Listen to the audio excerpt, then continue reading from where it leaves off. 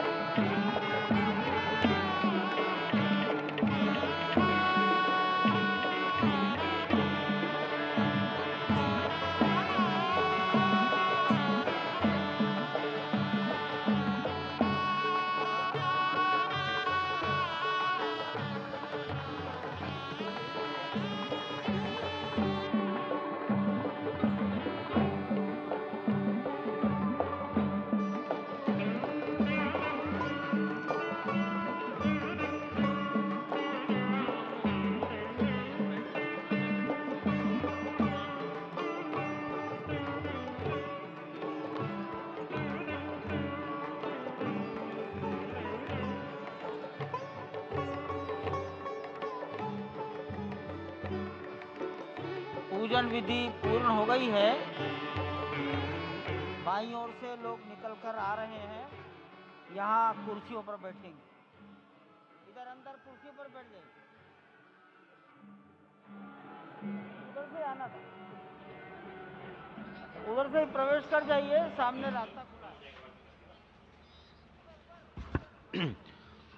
श्री राम राम रघुनंदन राम राम, श्री राम राम भरताग्रज राम राम, श्री राम राम रणकर्कश राम राम, श्री राम राम शरणं भव राम राम, श्री रामचंद्र चरणौ मनसा स्मरामि, श्रीरामचंद्र चरणौ वचसा गृह्णामि, श्रीरामचंद्र चरणौ शिरसा नमामि, श्रीरामचंद्र चरणौ शरणं प्रपद्ये। माता रामो मत्पिता रामचंद्रः, स्वामी रामो मत्सखा रामचंद्रः, सर्वस्वं मे रामचंद्रो दयालुर्नान्यं जाने नैव जाने न जाने। लोकाभिरामं रणरङ्गधीरं राजीवनेत्रं रघुवंशनाथं, कारुण्यरूपं करुणाकरं तं श्रीरामचन्द्रं शरणं प्रपद्ये। भगवान श्री राम की प्राण प्रतिष्ठा हो चुकी है। दर्शन कीजिए भगवान श्री राम का, जो कि राघव स्वरूप में इस वक्त आपके समक्ष सभी को दर्शन दे रहे हैं।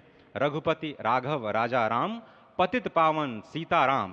राघव रूप में माँ कौशल्या के राघव, वही नाम जो माँ कौशल्या ने उन्हें दिया, उसी राघव को आप इस वक्त 5 वर्ष के बाल रूप में इस वक्त देख रहे हैं। अद्भुत छवि। निश्चित तौर से, और इन्हीं को वर्णित किया गया है कि नवकंज लोचन कंज मुख कर कंज पद कंजारुणम, कंदर्प अगणित अमित छवि नवनील नीरद सुंदरम, पटपीट मानहु तड़ित रुचि सुचि नवमी जनक सुतावरम।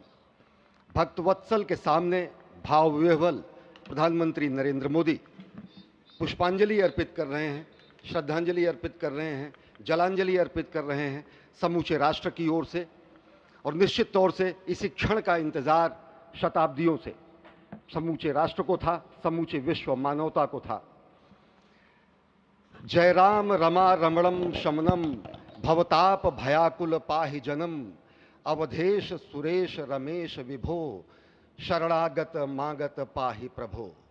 निश्चित तौर से समूचे राष्ट्र की समेकित शक्ति का, समूचे सनातन संस्कृति का आज अभ्युदय का दिन है। और कहा गया है कि तन की शक्ति, हृदय की श्रद्धा, आत्म तेज की धारा आज जगा है जग जननी का सोया भाग्य सितारा। कोटि पुष्प चढ़ रहे देव को शुभ चरणों पर, कोटि चरण बढ़ रहे ध्येय की ओर निरंतर।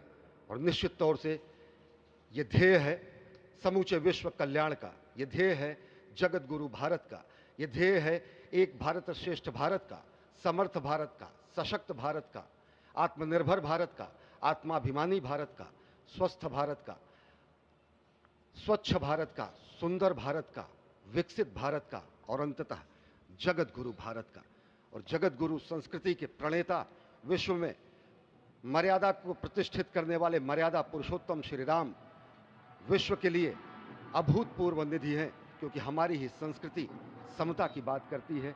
और हमारी ही संस्कृति में राज्य राम राज्य की जो संकल्पना है वो आज भी समूचे विश्व के लिए अनुकरणीय है, वंदनीय है।